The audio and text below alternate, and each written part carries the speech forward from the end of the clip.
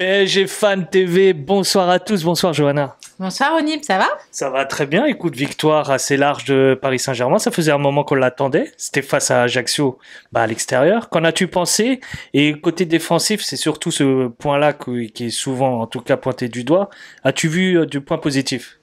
On va dire que je suis plutôt contente du score. 3-0, c'est très bien. J'aurais préféré qu'on fasse le break en première mi-temps et non en deuxième, bien sûr. Je l'espérais aussi. On peut pas tout avoir, mais la victoire, elle est là, 3-0. Après, on peut dire qu'on a fait un clean sheet et que ça s'est plutôt bien passé. Mais en fait, si on regarde un peu plus en détail les statistiques, on voit que Donnarumma ne fait qu'un seul arrêt. Il n'y a pas beaucoup de tirs cadrés de la part d'Ajaccio, plus des tirs contrés. Donc, on va dire un gardien qui n'a pas eu énormément de choses à faire, mais les défenseurs qui étaient un petit peu plus présents. Et puis, on sait que ils sont passés à une défense à 4. Et c'est pour ça que peut-être que c'était plus compliqué pour Ajaccio de pouvoir tenter des frappes cadrées, je sais pas. Est-ce que toi, tu y vois une différence depuis maintenant avec deux matchs avec cette défense à 4 par rapport au jeu précédent où on était à 3? Oui, Ou pas encore? oui, il y a une différence parce que le jeu du Paris Saint-Germain, il a souvent été une défense à 4. Marquinhos est plus habitué dans une défense à 4-4-3, donc peut-être qu'il est un peu plus à l'aise, serein dans sa défense.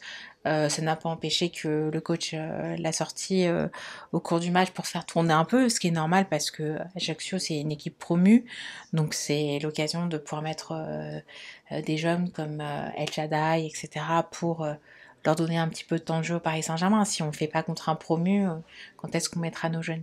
Est-ce que pour toi, j'ai pas le souvenir de t'en avoir parlé, mais est-ce que tu trouves qu'il y a un problème dans les couloirs, qu'on soit défense à 3 ou à 4, depuis un moment? Alors oui, j'avais vu récemment qu'il y avait de plus en plus de problèmes dans les couloirs et passer à une défense à 4 n'a pas vraiment réglé non plus ce jeu de couloir.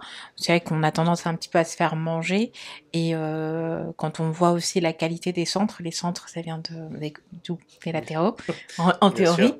Et donc on n'a pas la qualité de centre adéquate justement pour fournir nos attaquants, donc c'est assez inquiétant. Et les accélérations, on les voit de moins en moins sur les côtés. On les voit plutôt dans l'axe, les belles accélérations qui donnent des belles occasions de but. Donc c'est que clairement on a un problème avec les latéraux, peut-être les appels qui sont pas bons. Il y a quelque chose qui est à revoir justement envers Hakimi et là pour l'instant pour Bernat ce soir. Alors un petit mot envers l'attaque, tu me l'as cité tout à l'heure en off, c'est Messi, Mbappé, que on va forcément en tout cas émettre l'idée que sans un Neymar on marque plus de buts. Toi, quand tu vois par exemple quand Mbappé et Messi sont alignés aujourd'hui, est-ce que clairement il y a une différence avec la présence ou l'absence de Neymar? C'est pas la présence ou l'absence de Neymar qui change le jeu, c'est que on ne peut pas avoir Messi, Neymar, Mbappé en même temps, surtout qu'on sait que Mbappé veut pas jouer le poste de pivot. Là, quand on a trois attaquants, il faut forcément un en pointe. Et si on regarde bien en équipe de France, enfin pas en équipe de France, mais dans les équipes nationales, ils ont tous le numéro 10.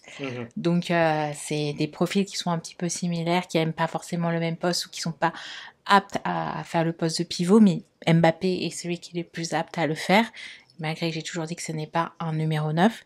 Et quand on passe à justement deux stars, soit Messi, Neymar, soit Messi, Mbappé, etc., on peut faire toutes les combinaisons possibles, il ne manque que deux joueurs. C'est plus facile de faire une attaque à deux sans pivot. Alors un petit mot quand même pour cette deuxième performance, en tout cas le deuxième joueur que je vise et qui fait des bonnes prestations, c'est Fabien Ruiz.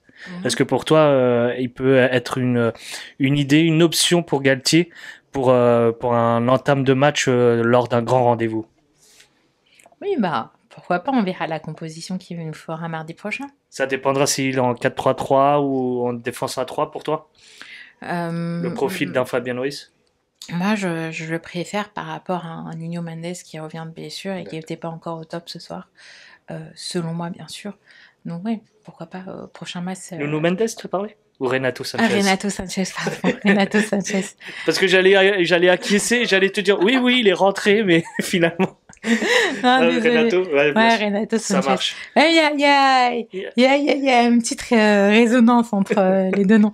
Non, parce qu'en fait, il est aussi blessé, Nuno Oui, Mendes. c'est vrai, Donc, c'est vrai. Non, c'est clair. non, c'est notre arrière-gauche. On mélange pas les torchons et les serviettes. Ça marche. Un dernier mot pour le match à venir. Qu'en penses-tu? Et clairement, est-ce que il y a des points positifs quand même pour remporter face à Maccabi? Face à Maccabi, il y a qu'un seul mot, c'est victoire. D'accord. Pour toi, victoire obligatoire. Victoire obligatoire.